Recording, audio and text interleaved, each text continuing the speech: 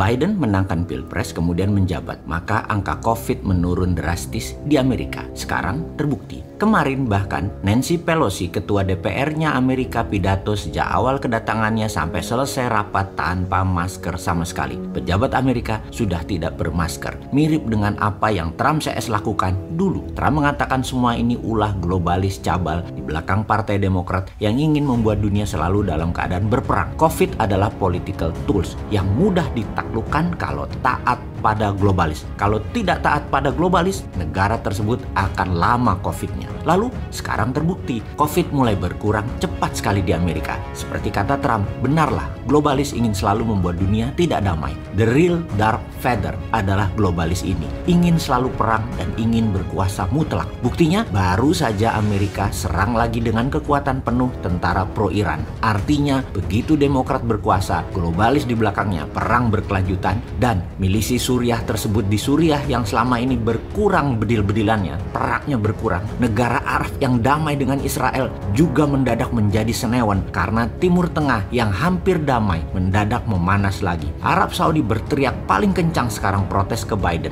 Benarlah, begitu Biden, Demokrat, globalis berkuasa, perang mulai lagi. Dan ini sebenarnya yang dulu oleh Trump berusaha digagalkan. Ingat, bukan Biden ya, globalis di belakangnya yang menentukan semua ini, termasuk globalis di belakangnya Tiongkok. Patriotik nasionalis menjadi dianggap gerakan rebel di dunia ini. Kaum patriotik nasionalis menjadi terlihat anak nakal ketika mementingkan negara dan bangsanya sendiri terlebih dahulu. Kalau mengandaikan pakai film Star Wars, maka Darth Vader adalah globalis, di mana para Jedi yang nasionalis patriotis harus bersembunyi di planet-planet tak berpenghuni karena dikejar-kejar oleh tentara Stormtrooper-nya Darth Vader. Itulah kaum nasionalis saat ini, di mana ketika Trump sudah tidak berkuasa lagi, globalis semakin menjadi-jadi karena tidak ada orang gila lagi yang menghalangi mereka. Indonesia saja sudah takluk lama, ASEAN sudah dimainkan sejak lama. Vakum sebentar di zaman Trump, sekarang balik lagi. Demokrat berkuasa, globalis berkuasa. Secara analisa memang Partai Demokrat biangnya mengawali kekisruhan di mana-mana. Sekali lagi,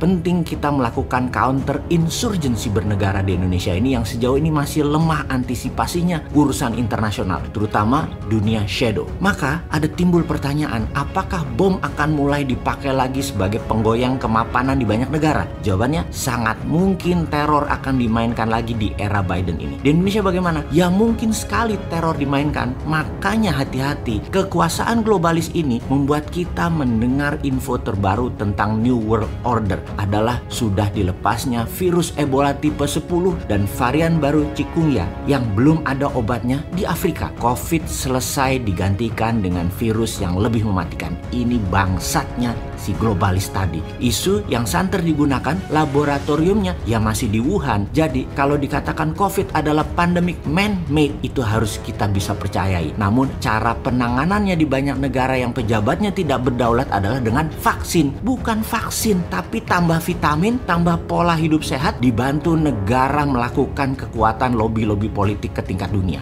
Jangan-jangan pada nggak tahu lobbynya kemana. Ya kasihan deh lu. Oke, kita buktikan kalau virus itu man-made disaster. Jarak Wuhan ke New York adalah 8.700 km. Jarak Wuhan ke Paris 8.900 km. Jarak Wuhan ke Iran 6.500 km. Wuhan ke India 3.500 km.